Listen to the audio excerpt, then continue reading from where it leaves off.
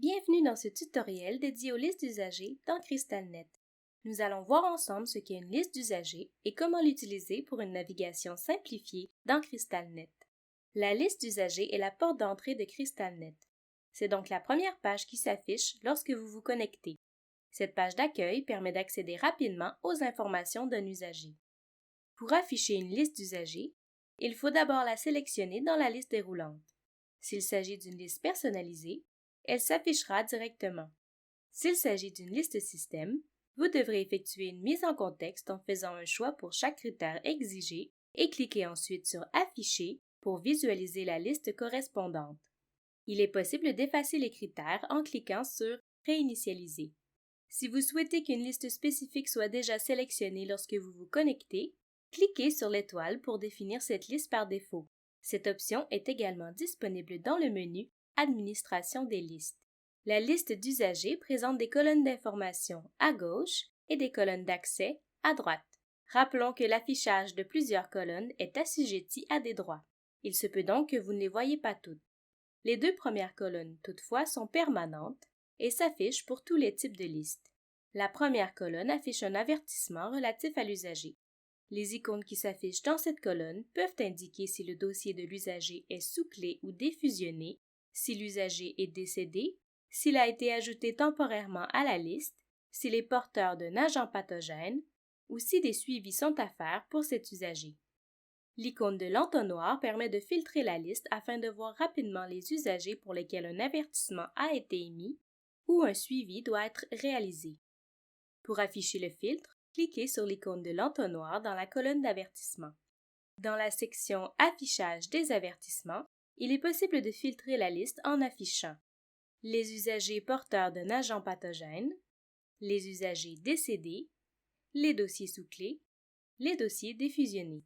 Dans la section Affichage des suivis, il est possible de filtrer la liste en affichant les suivis en retard, les suivis de la journée, les suivis dont est responsable un intervenant précis.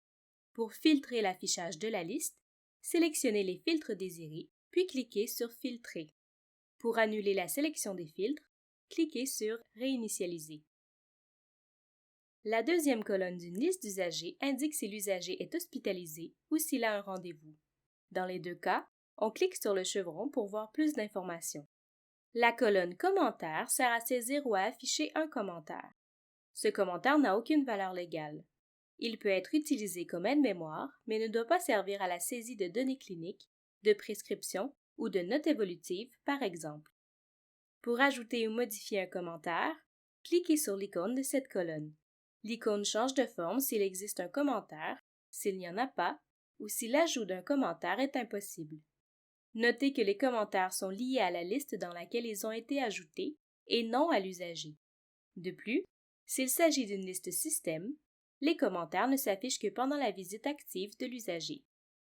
Une autre colonne s'affiche lorsque la liste affichée est une liste personnalisée dynamique pour indiquer si l'usager est lié à un contexte ou s'il a été ajouté manuellement ou les deux.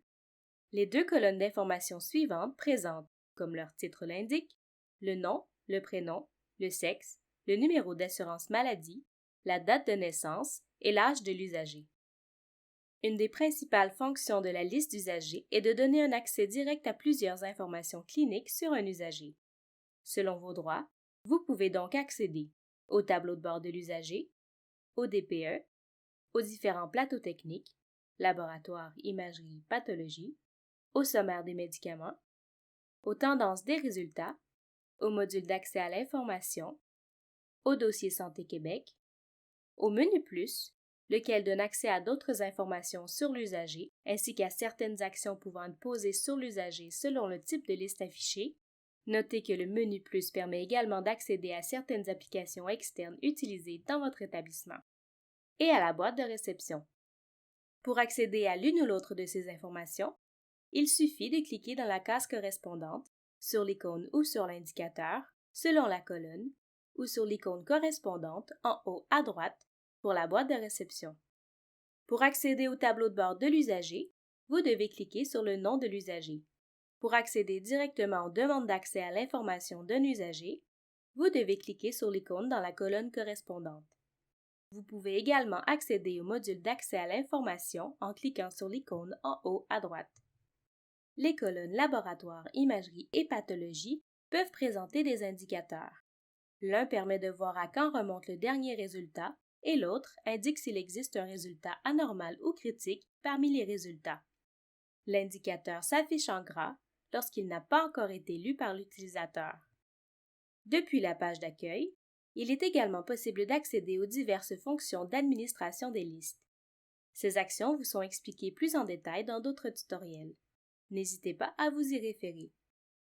La page d'accueil offre une autre fonction fort utile, la consultation rapide. Comme son nom l'indique, la fonction consultation rapide permet d'afficher rapidement un usager précis en effectuant une recherche par numéro de dossier ou d'assurance maladie. Une fois l'usager trouvé, il est possible d'accéder aux informations de cet usager et même de l'ajouter à la liste courante. Lorsqu'une liste d'usagers s'affiche à l'écran, plusieurs actions sont possibles. Pour notre démonstration, nous utiliserons une liste personnalisée. Tout d'abord, cette barre de recherche permet de rechercher un usager dans une liste en utilisant un ou plusieurs critères de recherche, soit le nom, le prénom, le numéro de dossier et le NAM. La recherche retourne alors tous les usagers de la liste courante dont les informations présentes dans les colonnes nom, prénom, numéro de dossier ou NAM correspondent aux critères de recherche. En haut à droite de l'écran, les messages du jour et l'occupation des lits pour le site sélectionné s'affichent. Pour en savoir plus sur ces deux fonctionnalités, nous vous invitons à consulter la base de connaissances de CrystalNet. Lorsque cette case est cochée, la liste d'usagers est rafraîchie automatiquement lorsque l'utilisateur y revient. Vous pouvez ajuster la hauteur des lignes afin de voir plus d'usagers à l'écran ou d'améliorer la lisibilité grâce aux 3 icônes de réglage de hauteur. Il est également possible de rafraîchir la liste sélectionnée et, selon vos droits, d'imprimer la liste d'usagers. Lorsque vous cliquez sur l'icône de l'imprimante, une fenêtre s'affiche. Vous pouvez alors choisir si vous souhaitez inclure ou non les commentaires dans la liste imprimée. Au besoin, vous pouvez ajouter un nouvel usager à la liste active. L'ajout sera temporaire s'il s'agit d'une liste système ou permanent dans le cas d'une liste personnalisée. De plus, sachez qu'il est possible de configurer les colonnes d'une liste personnalisée. Pour ce qui est du tri des usagers, plusieurs règles s'appliquent selon le type de liste. Peu importe le tri en cours, il est toujours possible de le modifier en cliquant sur les flèches de tri présentes sur les colonnes d'information. Pour restaurer le tri initial, cliquez sur « Rafraîchir ». Par ailleurs, le fait de cliquer sur le logo de CrystalNet ou sur « Menu » permet toujours d'accéder au menu de gauche où sont présentés tous les modules, peu importe la page d'accueil affichée.